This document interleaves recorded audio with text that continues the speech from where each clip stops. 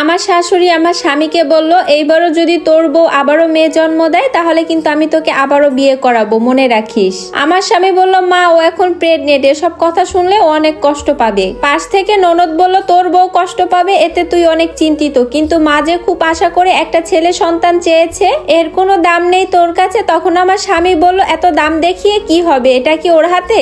আল্লাহ যদি চায় তাহলে আমাদের ছেলে সন্তান হবে, আর আল্লাহ যদি না চায় তাহলে মেয়েই হবে, এখানে কারোর হাত নেই। কথা বলে আমার স্বামী বাসা থেকে রেগে বের হয়ে যায়। পরের দিন আমি আর আমার স্বামী ডাক্তারের কাছে যাব, এমন সময় শাশুড়ি এসে সামনে হাজির আর বলল, শুধু গর্ভবতী হলেই হবে না বৌমা, কি হবে সেটা বড় কথা, ছেলে নাকি মেয়ে? আর হ্যাঁ রোহান, বউ এত গর্ভবতী হলে এত খুশি হওয়ার কিছুই নেই। ও বলল, কেন মা, খুশি না হয়ে কি কাঁদবো? দরজায় দাঁড়িয়ে শাশুড়ি, স্বামী আর ননদের তর্ক শুনছি। শাশুড়ি চিল্লাচিল্লি করে বলল, এইবারও যদি বৌমা তুমি আমাকে নাতি দিতে না পারো তাহলে আমি আমার ছেলেকে আবারও বিয়ে করাবো। কি অলক্ষী বউ আনলাম গো, আমাদের সংসারের বাতি জ্বালানোর জন্য একটা নাতি দিতে পারে না। আমার স্বামী তার মাকে বোঝানোর অনেক চেষ্টা করছে। মা, তুমি আবারও সেই একই কথা বলছো, বাচ্চা ছেলে হবে না মেয়ে হবে, এখানে আমার বউয়ের কি হাত আছে বলো? আমার শাশুড়ি তখন আমার স্বামীকে ধমক দিয়ে বলল, তুই আর কথা বলিস না, আমার চুল কিন্তু এমনিতেই পাকেনি, আমি সব জানি। আরে পাশের বাসার ইসলাম সেদিন বিয়ে করেছে, ও বাচ্চা জন্ম দিয়েছে, আর তোর বউ এতদিনও একটা বাচ্চা জন্ম দিতে পারছে না। ও বলল, তোমাকে ডাক্তার না হয় পরেই দেখাবো, এ বলে ও বাসা থেকে বের হয়ে যায়। আমিও নিজের রুমের দিকে চলে আসি, মন খারাপ করে আমি বসেছিলাম। সাথে সাথে শাশুড়ি মা ননদ আমার রুমে এসে বলল, দেখেছিস মিম, জানি না তোর বাবা কি দেখেই মেয়েকে আমার ছেলের জন্য বউ করে আনলো। আমার ছেলেটা ঘরে একটু শান্তিও পায় না, নিজে তো মরে গেছে আর আমাকে রেখে গেছে এইসব দেখার জন্য। আমার ননদ বলল, তাজা বলেছো মা, বাবা তো সাদা চামড়া দেখেই তার ছেলেকে বিয়ে করিয়ে এনেছিল,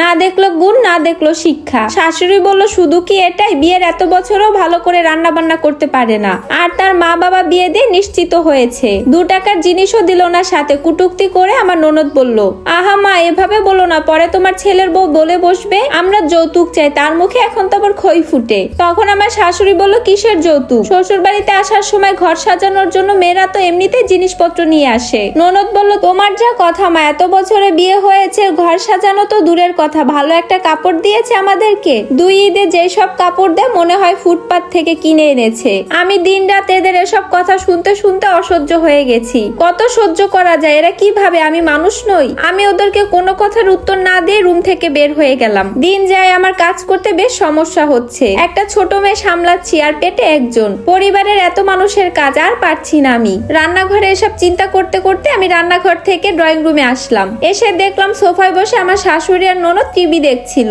আমি পাশে গিয়ে বললাম, মা একটা কথা ছিল। সিরিয়াল দেখার ব্যাঘাত ঘটায় তারা দুজনেই বিরক্ত হলো। শাশুড়ি বলল, হ্যাঁ বলো, কি বলবা? আমি আমতা আমতা করে বললাম, আমি বললাম, মা আমার শরীরটা ভালো যাচ্ছে না, তাই ভেবেছি টুকটাক কাজের জন্য একটা লোক রাখবো। পাশের বাসার ভাড়াটিয়া বলছিল একটা কাজের বুয়া পাওয়া গেছে, আপনি বললে তখনই কলিং বেল বেজে উঠে। আমি জানি এই বেল 1000 বার বাজলেও আমাকেই খুলতে হবে, তাই কথা বাদ দিয়ে দরজা খুলতে চলে যাই। আমি দরজা খুলে দেখি আমার স্বামী এসেছে। ও ভিতরে ঢুকে, ও আমাকে নিয়ে রুমের ভিতরে ঢুকতেই তখন আমার শাশুড়ি ডাক দিল। তার ডাক শুনে তার কাছে গেলাম আমরা। আমার স্বামী বলল, হ্যাঁ মা বলো, কি বলবো? পাশ থেকে ননদ মুখ বেঁকিয়ে বলল, তোর বোর নাকি কাজের লোক লাগবে। আমার স্বামী বলল, কি হয়েছে তোমার? তখন আমি বললাম, তেমন কিছু না, আজকাল আমার কাজ করতে অনেক বেশি কষ্ট হয়, একটা কাজের বুয়া পেয়েছি মাত্র 1500 টাকা, ঘর মোছা, কাপড় চোপড় ধোয়া আর থালা বাসন ধোয়ার জন্য, তোমরা রাজি থাকলো এই কাজের লোকটা রাখতে পারি। তখন আমার স্বামী চেঁচিয়ে বলল, তোমার কি মনে হয় আমি টাকার গাছ লাগিয়েছি যে ঝাঁকুনি দিব আর টাকা পড়বে?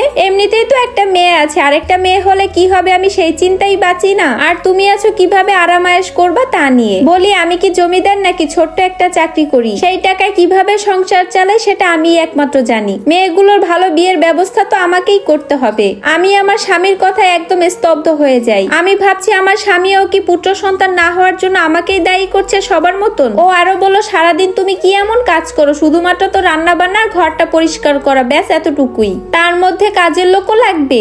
আমার স্বামীর কথায় তাল মিলিয়ে আমার শাশুড়ি বলল, তোর বোনের কাপড় তো তোর বোন সে নিজেই ধুয়ে দেয়, আর আমার কোমর ব্যথা হবে বছর খানিক হবে, এর ভিতরে তোর বউ শুধুমাত্র আমার একটা কাপড় ধোয়, আর বাকি সব তো তোর আর তোর বউয়েরই কাপড়, এজন্য নাকি তোর বউয়ের কাজের লোক লাগবে। আমার স্বামী তখন বলল, আমার মা সারা জীবন একা সংসার চালিয়েছে, এখন যা কাজ তুমি আস্তে ধীরে করো। আমার শাশুড়ি আর কিছু না বলেই ওখান থেকে চলে যায়। আমার স্বামী আমাকে জড়িয়ে ধরে বলল, তোমাকে সব সময় আমি আমার মায়ের সামনে আর আমার বোনের সামনে অপমান করি, অনেক বড় বড় কথা বলি, ওদের পক্ষে সাফাই গাই, সবকিছুই তোমাকে রক্ষা রক্ষার জন্য।